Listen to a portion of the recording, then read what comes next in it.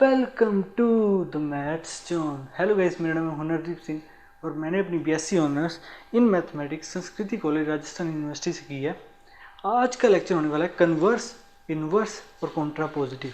ये एक तरह से टर्मिनोलॉजीज दी हुई है, ये ऑपरेशन है एक तरह से। मतलब क्या क्या हो सकता है इम्प्लीकेशन के साथ, ये इम्प्लीकेशन में पढ़ते हैं हम। ठीक है, सोचते हैं कन्वर्स, इन्वर्स और कॉन्ट्रापोजिटिव। बिल्कुल आसान है। ये सब कंडीशनल स्टेटमेंट के होते हैं। अभी बताएं इम्प्लीकेशन के। देखिए जैसे इम्प्लीकेशन हमें दिया हुआ है P एम्प्लाइज Q। ठीक है, ये दिया हुआ है। अब इसका कन्वर्स निकालना है, इसका इन्वर्स निकालना है, इसका ही कॉन्ट्रापोजिटिव निकालना है।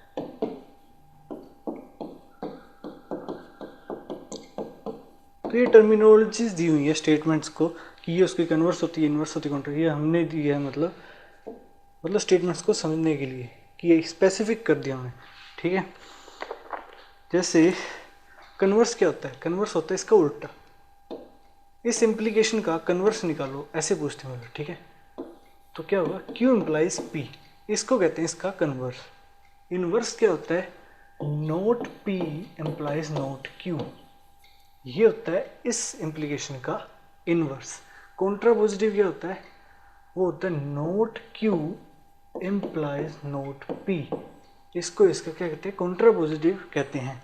अब इनमें कौन एक दूसरे के बराबर है? मतलब एक ही स्टेटमेंट है, इक्विवेलेंट है। मतलब क्या है वो बताता हूँ मैं आपको। A statement conditional and it's contrapositive convey the same meaning. मैंने बताया था आपको, ये चीज़ और इसका जो कॉन्ट्रापोजिटिव है, ये दोनों एक ही चीज़ है, एक ही मीनिंग कन्वे करते हैं। ये लॉजिकली इक्विवेलेंट है, ये याद रखना है। ठीक है, और कन्वर्स और इन्वर्स, देखिए यहाँ पे दिख रहा होगा कन्वर्स का जो इन्वर्स, ये इसका कॉन्ट्रापोजिटिव है। क्योंकि कैसे निकालते हैं कॉन्ट्रापोजिटिव? इधर वाले का नोट इधर, इधर वाले का नोट इधर, तो P का नोट इधर कर दिया, नोट इसका इधर कर दिया। इन्वर्स क्या हुआ? कन्वर्स का कॉन्ट्रापोजिटिव हो गया। मतलब ये दोनों क्या है? Logically equivalent. ये एक दूसरे पे लॉजिकली इक्विवेलेंट है, और ये इम्प्लीकेशन और ये एक दूसरे के लॉजिकली इक्विवेलेंट हैं। ठीक है, converse and inverse convey the same meaning because inverse is the contrapositive of converse. Converse and inverse are logically equivalent. तो यही है बस कन्वर्स, इन्वर्स और कॉन्ट्रापोजिटिव। इसका अब एग्जांपल बता देता हूँ मैं आपको। जैसे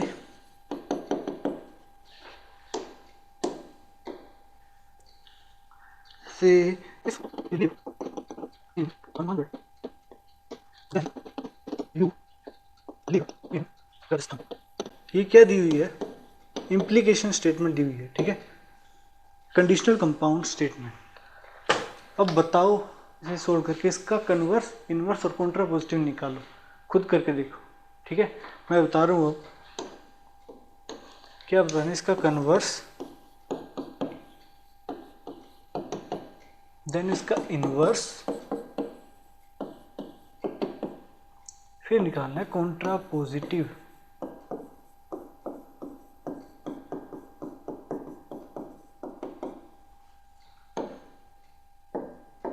ठीक है, तो निकालते हैं। चलो, if you live in Hanumangarh then you live in Rajasthan.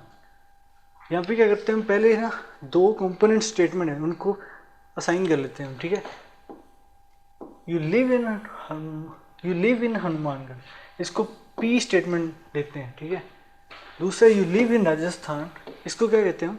Q statement नाम दे देते हैं। ठीक है, तो यहाँ पे क्या लिखा हुआ है? P implies Q। कन्वर्स निकालना है, तो कन्वर्स क्या होता है? Q इम्प्लाइज P, ये होता है। तो मतलब क्या स्टेटमेंट बनेगी?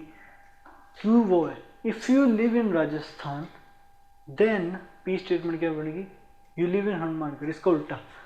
If you live in Rajasthan then you live in Hanumangarh. ठीक है, ये हो गया कन्वर्स। इन्वर्स कैसे लिखेंगे? वो होता है नोट P, यहाँ पे लिख देता हूँ, not P implies not Q। तो कैसे लिखेंगे? इसका मतलब है if you don't live in Hanumangarh then you don't live in Rajasthan. ठीक है, live in Himalayan, then you don't live in Rajasthan। ठीक है। अब कॉन्ट्रापोजिटिव का क्या था फॉर्मूला? फॉर्मूला नहीं, मतलब किस स्टेटमेंट को हम कॉन्ट्रापोजिटिव कहते हैं, वो था not Q implies not P. अब नोट क्यू क्या बनेगा? You don't live in Rajasthan. Not P क्या बनेगा? You don't live in Hanumangarh. So क्या हो जाएगा? If you don't live in Rajasthan then you don't live in Hanumangarh. If you don't live in Rajasthan then you don't live in Hanumangarh. ठीक है, ये होगा converse, ये इनवर्स और कॉन्ट्रापोजिटिव। मतलब इसका कहने का कन्वर्स, इनवर्स और कॉन्ट्रापोजिटिव कुछ नहीं है, ये हमने टर्मिनोलॉजीज ली हैं ताकि हम शॉर्ट में कह सकें। ठीक है, कोई भी ये हमारी अगर इम्प्लीकेशन है तो इस स्टेटमेंट को हम कन्वर्स कहते हैं उस स्टेटमेंट का, इस स्टेटमेंट को हम इनवर्स कहते हैं उस स्टेटमेंट का, इस स्टेटमेंट को हम कॉन्ट्रापोजिटिव कहते हैं उस स्टेटमेंट का। So thank you for watching this video. आज का लेक्चर यहीं खत्म होता है। आज के लेक्चर में हमने कन्वर्स, इनवर्स और कॉन्ट्रापोजिटिव जो कि इम्प्लीकेशन के होते हैं वो पूरा देखा, उसका एग्जाम्पल भी समझा, जिससे वो उम्मीद आपको क्लियर हुआ होगा।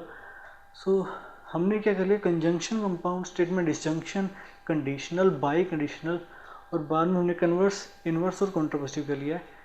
आगे हम बहुत ही अमेजिंग लेक्चर्स करने वाले हैं। अगर आपको ये वीडियो अच्छा लगा हो तो लाइक, शेयर और सब्सक्राइब कर देना और नोटिफिकेशन की घंटी दबा देना ताकि आने वाली जो मेरी वीडियोज़ हैं उनका नोटिफिकेशन आपके पास सबसे पहले है। तब तक के लिए बाय।